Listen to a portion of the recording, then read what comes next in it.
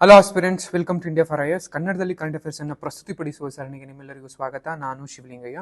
So ನಾವು ಇವತ್ತು discuss ಮಾಡ್ತಿರುವಂಥದ್ದು makhana ಮಂಡಳಿ ಅಥವಾ ಮಖಾನ ಬೋರ್ಡ್ ಅನ್ನುವಂತಹ ಒಂದು ವಿಷಯದ ಕುರಿತು ಈ ವಿಡಿಯೋದಲ್ಲಿ ಡಿಸ್ಕಸ್. ಸೊ ಮೊದಲಿಗೆ ಏನಕ್ಕೆ ಕಾಂಟೆಕ್ಸ್ಟ್ ಇತ್ತು ಅಂತ ನೋಡೋದಾದ್ರೆ, ಇತ್ತೀಚೆಗೆ 25ನೇ ಮತ್ತು 26ನೇ ಸಾಲಿನ ಒಂದು ಕೇಂದ್ರ ಬಜೆಟ್ನಲ್ಲಿ ಮಾನ್ಯ ಹಣಕಾಸು ಸಚಿವರಾದಂತಹ ನಿರ್ಮಲಾ ಸೀತಾರಾಮನ್ ಅವರು ಬಿಹಾರದಲ್ಲಿ ಮಖಾನ ಉತ್ಪನ್ನಗಳನ್ನ ಉತ್ತೇಜಿಸುವ ಒಂದು ಗುರಿಯನ್ನು ಹೊಂದಿರುವಂತಹ ಮಖಾನ ಬೋರ್ಡ್ ಅನ್ನ ಸ್ಥಾಪಿಸುವುದರ ಒಂದು ಕುರಿತು ಒಂದು ಘೋಷಣೆಯನ್ನ ಮಾಡಲಾಯಿತು. ಸೊ ಆ ದೃಷ್ಟಿಯಿಂದಾಗಿ ನಮಗೆ ಮಖಾನ ಬೋರ್ಡ್ ಅನ್ನುವಂಥದ್ದು ಅಥವಾ ಮಖಾನ ಮಂಡಳಿ ಅನ್ನುವಂಥದ್ದು ತುಂಬಾ ಸುದ್ದಿನಲ್ಲಿತ್ತು. ಸೊ ಏನಿದ್ರ ಲೈಕ್ ಮಖಾನ ಬೋರ್ಡ್ ಅಂದ್ರೆ ಏನು ಅಂತ ಇದ್ರ ಬಗ್ಗೆ ಒಂದಿಷ್ಟು ಮಾಹಿತಿಯನ್ನು ನೋಡ್ತಾ ಹೋದಾಗ, ಈ ಸಾಲಿನ ಕೇಂದ್ರ ಬಜೆಟ್ ನಲ್ಲಿ ಬರೋಬ್ಬರಿ 100 ಕೋಟಿಗಳ ಒಂದು ನಿಧಿಯನ್ನ ಈ ಮಂಡಳಿಯನ್ನು ಸ್ಥಾಪನೆಗೋಸ್ಕರ ಎತ್ತಿಡಲಾಗಿದೆ. ಸೊ ಈ ಮಂಡಳಿಯನ್ನ ಬಿಹಾರದಲ್ಲಿ ಸ್ಥಾಪಿಸುವಂತಹ ಅಂದ್ರೆ ಮಿಥಿಲಾ ಅನ್ನುವಂತಹ ಏನು ಲೈಕ್ ರೀಜನ್ ಇದೆ. ಸೊ ಈ ರೀಜನ್ ಅಲ್ಲಿ ಲೈಕ್ ಆದಷ್ಟು ಇನ್ನೂ ಒಂದು ಪ್ಲೇಸ್ ಅನ್ನ ಸೆಲೆಕ್ಟ್ ಮಾಡಲಾಗಿಲ್ಲ. ಬಟ್ ಈ ಮಿಥಿಲಾ ಅನ್ನುವಂತಹ ಒಂದು ಸ್ಥಳದಲ್ಲಿ ಈ ಒಂದು ಶುರು ಮಾಡುವಂತಹ ಒಂದು ಯೋಜನೆಯನ್ನು ಹೊಂದಲಾಗಿದೆ.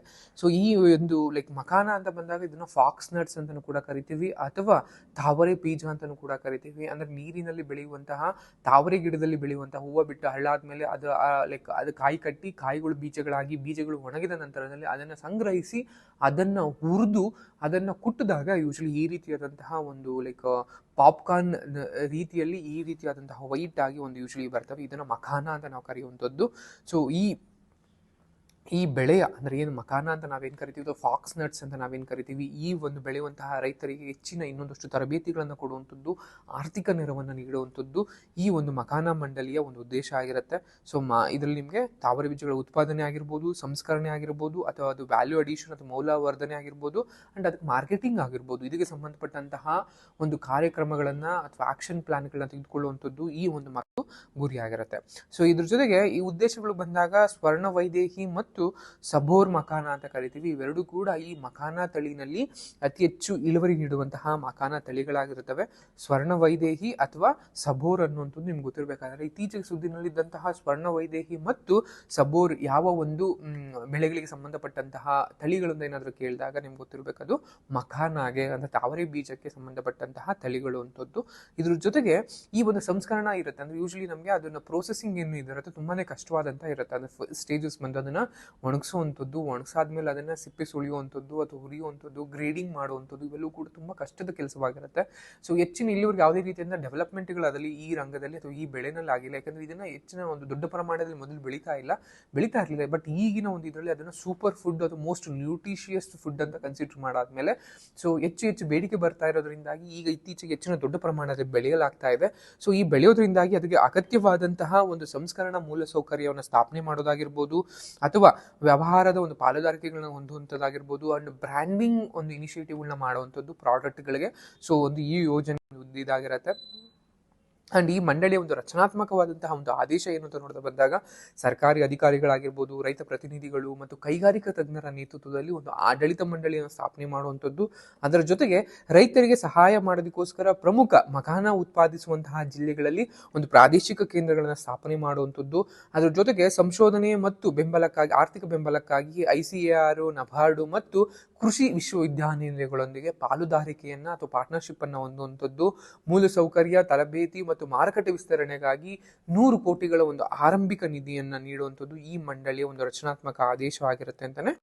ಇನ್ನು ಮಖಾನ ಬಗ್ಗೆ ಬಂದಾಗ ಇದನ್ನ ಫಾಕ್ಸ್ ನಟ್ಸ್ ಅಂತಾನೂ ಕೂಡ ಕರಿತೀವಿ ಅಥವಾ ತಾವರೆ ಬೀಜ ಅಂತ ಕರಿತೀವಿ. ಈ ರೀತಿಯಾಗಿ ತಾವರೆ ಹೂವು ಬಿಟ್ಟು ಅರಳಾದ ಮೇಲೆ ಸೊ ಅದು ಕಾಯಿ ಕಟ್ಟಿದಾಗ ಈ ರೀತಿಯಾದಂತಹ ಒಂದು ಕಾಯಿ ಬೀಜಗಳನ್ನ ಉತ್ಪಾದನೆ ಮಾಡ್ತಾ ಬರ್ತವೆ. ಇದನ್ನ ನೀರಿನ ಲಿಲ್ಲಿ ಅಂತಾನೂ ಕೂಡ ಕರಿತೀವಿ, ಅಥವಾ ಏನು ವಾಟರ್ ಲಿಲ್ಲಿ ಅಂತಾನೂ ಕೂಡ ಕರೆಯುವಂಥದ್ದು, ಯೂರಿಯಾಲ್ ಫೆರಾಕ್ಸ್ ಅಂತ ಕರಿತೀವಿ. ಸೊ ಆ ಒಂದು ತಳಿಯಲ್ಲಿ ಬೆಳೆಯಲ್ಪಡುವಂತಹ ಇದು ಗಿಡಗಳಾಗಿರ್ತವೆ. ಇವು ಸಸ್ಯವು ನೇರಳೆ ಮತ್ತು ಬಿಳಿ ಹೂವುಗಳನ್ನ ಅಥವಾ ದುಂಡಗಿನ ಮುಳ್ಳು ಎಲೆಗಳನ್ನ ಹೊಂದಿರೋದಕ್ಕೆ ತುಂಬಾ ಹೆಸರುವಾಸಿಯಾಗಿರುತ್ತೆ ಅಂತ ನೋಡುವಂಥದ್ದು. ಸೊ ಈ ಬೀಜಗಳ ಅಂದ್ರೆ ಏನು ತಾವರೆ ಬೀಜಗಳ ಹೊರಭಾಗದ ಒಂದು ಗಾಢವಾದ ಹೊರಪದರದಿಂದಾಗಿ ಈ ಮಖಾನವನ್ನ ಕಪ್ಪು ವಜ್ರ ಅಂತ ಕೂಡ ಕರಿತಾ ಬರ್ತೀವಿ. ಅಂಡ್ ಪ್ರಮುಖ ಮಾಡುವಂತಹ ಪ್ರದೇಶಗಳು ಯಾವುವು ಅಂತ ಬಂದಾಗ, ಭಾರತದಲ್ಲಿ ಬರೋಬ್ಬರಿ 90% ಅಷ್ಟು ಈ ಮಖಾನ ಉತ್ಪನ್ನವನ್ನ ಬಿಹಾರ ರಾಜ್ಯ ಒಂದೇ ಮಾಡ್ತಾ ಬಂದಿದೆ. ಸೊ ಅದ್ರ ಜೊತೆಗೆ 2022ರಲ್ಲಿ ಮಿಥಿಲಾ ಭಾಗದಲ್ಲಿ ಅಂದ್ರೆ ಬಿಹಾರದ ಮಿಥಿಲಾ ಪ್ರದೇಶದಲ್ಲಿ ಮತ್ತು ಮಿಥಿಲಾ ಜಿಲ್ಲೆಯಲ್ಲಿ ಬೆಳೆಯುವಂತಹ ಮಖಾನ ಮಕಾನಾಗೆ ಈ ಒಂದು GI ಟ್ಯಾಗು ಕೂಡ ನಿಮಗೆ ಸಿಕ್ಕಲಾಗಿದೆ.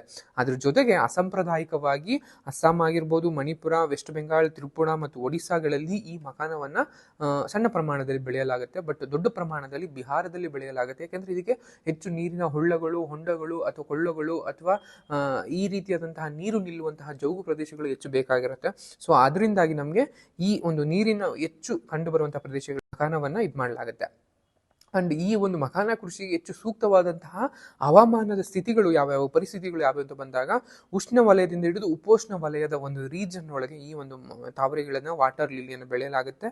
ಕೊಳಗಳಾಗಿರ್ಬೋದು, ಸರೋವರಗಳಾಗಿರ್ಬೋದು, ಹಳ್ಳಗಳು ಮತ್ತು ಜೌಗು ಪ್ರದೇಶಗಳಲ್ಲಿ ಈ ಬೆಳೆಯನ್ನ ಅಥವಾ ಈ ಮಕಾನವನ್ನ ಬೆಳೆಯಲಾಗುತ್ತೆ. ಅಂಡ್ ಇದು ತಾಪಮಾನದ ವ್ಯಾಪ್ತಿ ಬಂದು 20% ಇಂದ 35% ಒಂದು ಏನು ರೀಜನ್ ತಾಪಮಾನ ಇರುತ್ತೆ ಅದು ಮುಖ್ಯವಾಗಿ ಬೇಕಾಗಿರುವಂಥದ್ದು.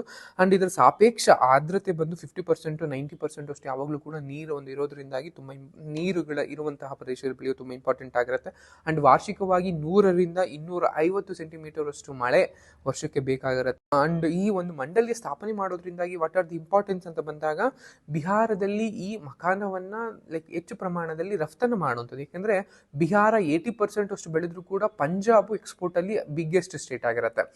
ಬಿಹಾರದಲ್ಲಿ ಇದನ್ನ ಪಂಜಾಬಲ್ಲಿ ಇದನ್ನು ಬೆಳೆಯೋದೇ ಇಲ್ಲ, ಬಟ್ ಆದ್ರೂ ಕೂಡ ಎಕ್ಸ್ಪೋರ್ಟ್ ಅಲ್ಲಿ ಲೀಡಿಂಗ್ ಅಲ್ಲಿ ಇದೆ. ಸೊ ಹೇಗದು ಸಾಧ್ಯ ಅಂತ ಬಂದಾಗ ಅಲ್ಲಿ ನಿಮ್ಗೆ ಬಿಹಾರದಲ್ಲಿ ಯಾವುದೇ ರೀತಿಯಾದಂತಹ ಸಂಸ್ಕರಣ ಆದಂತಹ ಅಥವಾ ಪ್ರೊಸೆಸಿಂಗ್ ಮಾಡುವಂತಹ ಯೂನಿಟ್ಗಳಿಲ್ಲ.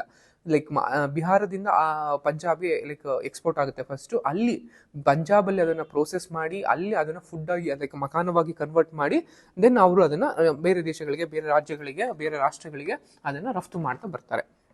ಸೊ ಅದರಿಂದಾಗಿ ಬಿಹಾರದಲ್ಲೇನೆ ಎಲ್ಲಿ ಉತ್ಪಾದನೆ ಮಾಡ್ತೀವೋ ಅಲ್ಲೇ ಅದನ್ನ ಪ್ರೊಸೆಸಿಂಗ್ ಮಾಡಿ ಬಿಹಾರದವರಿಗೆ ಹೆಚ್ಚು ಉದ್ಯೋಗವನ್ನು ಒದಗಿಸುವಂತಹ ರೀತಿಯಲ್ಲಿ ಇದನ್ನ ಮಾಡುವಂಥದ್ದು. ಅಂಡ್ ಮಕಾನ ಮಂಡಳಿಯ ಒಂದು ಪಾತ್ರ ಅಂತ ಬಂದಾಗ ಅದು ಬಿಹಾರದಲ್ಲಿ ಹೆಚ್ಚಿನ ಒಂದು ಉತ್ಪಾದನೆಯನ್ನ, ಅದ್ರ ಜೊತೆಗೆ ಉತ್ಪಾದನೆಯ ಜೊತೆಗೆ ಅದನ್ನ ಮೌಲ್ಯ ಸೌಕರ್ಯ ಅಂದ್ರೆ ರಫ್ತು ಮಾಡೋದಾಗಿರ್ಬೋದು ಅಥವಾ ಅದನ್ನ ಪ್ರೊಸೆಸಿಂಗ್ ಆಗಿರ್ಬೋದು, ಇದನ್ನೆಲ್ಲ ಮಾಡುವಂಥದ್ದಾಗಿರ್ಬೋದು. ಅದರ ಜೊತೆಗೆ ರೈತರಿಗೆ ಹೆಚ್ಚು ಹೆಚ್ಚು ತರಬೇತಿಯನ್ನು ನೀಡುವಂಥದ್ದು. ಅಂದ್ರೆ ಯಾವ ಇನ್ನು ಹೆಚ್ಚು ಇಳುವರಿ ನೀಡೋದು ಹೇಗೆ ಅಥವಾ ಅದನ್ನ ಪ್ರೊಸೆಸಿಂಗ್ ಅಲ್ಲಿ ಎಷ್ಟು ಈಸಿಯಾಗಿ ಮಾಡೋದು ಹೇಗೆ, ಇದ್ರ ಬಗ್ಗೆ ಸಂಬಂಧಪಟ್ಟಂತ ಮಾಹಿತಿಯನ್ನು ರೈತರಿಗೆ ತರಬೇತಿ ನೀಡುವಂಥದ್ದು, ಪ್ರೊಸೆಸಿಂಗ್ ಸೆಕ್ಟರ್ ಅಲ್ಲಿ ಹೆಚ್ಚು ಇನ್ವೆಸ್ಟ್ಮೆಂಟ್ ಅನ್ನ ಮಾಡುವಂಥದ್ದು, ಅಂಡ್ ರಫ್ತು ಮೂಲ ಸೌಕರ್ಯಗಳನ್ನು ಅಭಿವೃದ್ಧಿ ಪಡಿಸುವಂಥದ್ದು, ಅಂಡ್ ಆರ್ಥಿಕ ಪ್ರೋತ್ಸಾಹವನ್ನು ನೀಡೋದ್ರ ಮೂಲಕ ಅಂಡ್ ಇದನ್ನ ಹೆಚ್ಚು MSP ಅಂಡರ್ ಒಳಗೆ ತರೋದಕ್ಕೂ ಕೂಡ, ಅಂದ್ರೆ MSP ಒಳಗಡೆ ಇದು ಒಂದು ಬೆಳೆಯಾಗಿ ಸೇರಿಸೋದಕ್ಕೂ ಕೂಡ ಈ ಮಂಡಳಿಯ ತುಂಬಾ ಮಹತ್ವವಾಗಿ ಕಾರ್ಯನಿರ್ವಹಿಸಿ ಬರುವಂಥದ್ದು. ಇದಿಷ್ಟು ಮಕಾನ ಅಥವಾ ತಾವರೆ ಬೀಜದ ಒಂದು ಮಂಡಳಿಗೆ ಸಂಬಂಧಪಟ್ಟಂತಹ ಮಾಹಿತಿ. ಇತ್ತೀಚೆಗೆ ಲೋಕಸಭೆಯಲ್ಲಿ ನಮ್ಮ ರಾಜ್ಯದ MP ಆದಂತಹ ಮಾಜಿ ಪ್ರಧಾನಮಂತ್ರಿಗಳಾದಂತಹ ದೇವೇಗೌಡರು ಕೂಡ ಹಲಸಿಗೆ ಮತ್ತು ನೇರಳೆಗೂ ಕೂಡ ಇದೇ ರೀತಿಯಲ್ಲಿ ಬೋರ್ಡ್ಗಳನ್ನ, ಮಂಡಳಿಗಳನ್ನ ಶುರು ಮಾಡಬೇಕು ಅಂತ. ಯಾಕಂದ್ರೆ ಇತ್ತೀಚೆಗೆ ಅರಿಶಿಣದ ಮಂಡಳಿಯನ್ನ ಅಂದ್ರೆ ಟರ್ಮರಿಕ್ ಬೋರ್ಡ್ ಅನ್ನು ಕೂಡ ತೆಲಂಗಾಣದಲ್ಲಿ ಶುರು ಮಾಡಲಾಯಿತು. ಅದಾದ ನಂತರದಲ್ಲಿ ಈಗ ಮಕಾನ ಮಂಡಳಿನ ಶುರು ಮಾಡಲಾಗಿದೆ. ಸೊ ಇದೇ ರೀತಿಯಲ್ಲಿ ನಮ್ಮ ರಾಜ್ಯಗಳಲ್ಲಿ ಅಥವಾ ದಕ್ಷಿಣದ ರಾಜ್ಯಗಳಲ್ಲಿ ಹೆಚ್ಚು ದೊಡ್ಡ ಪ್ರಮಾಣದಲ್ಲಿ ಬೆಳೆಯುವಂತಹ ಹಲಸು ಮತ್ತು ನೇರಳೆಯನ್ನ ಅದನ್ನು ಕೂಡ ಅಭಿವೃದ್ಧಿಯನ್ನ ಮಾಡುವಂತಹ, ಹೆಚ್ಚು ಉತ್ಪಾದಿಸುವಂತಹ ಹೊರ ರಾಜ್ಯಗಳಿಗೆ, ಹೊರ ರಾಷ್ಟ್ರಗಳಿಗೆ ಅದನ್ನು ಕೂಡ ಎಕ್ಸ್ಪೋರ್ಟ್ ಮಾಡೋದ್ರ ಮೂಲಕ ರೈತರಿಗೆ ಹೆಚ್ಚು ಇನ್ನೊಂದಷ್ಟು ಇನ್ಕಮ್ಗಳನ್ನ ಮತ್ತಷ್ಟು ಉದ್ಯೋಗಗಳನ್ನ ಸೃಷ್ಟಿಸುವಂತಹ ಕಾರ್ಯಗಳು ನಡಿಬೇಕು ಅಂತ ಲೋಕಸಭೆಯಲ್ಲಿ ತಮ್ಮ ವಾದವನ್ನ ಮಂಡಿಸಿದ್ದಾರೆ. ಸೊ ಇದಿಷ್ಟು ಮಕಾನ ಮಂಡಳಿಗೆ ಸಂಬಂಧಪಟ್ಟಂತಹ ಮಾಹಿತಿ. ಸೊ ಈ ಮಾಹಿತಿ ನಿಮ್ಗೆ ಇಷ್ಟ ಆಗುತ್ತೆ ಅಂತ ಭಾವಿಸ್ತಾ ಈ ವಿಡಿಯೋ ಎಂಡ್ ಮಾಡ್ತಾ ಇದ್ದೀನಿ. Thank you.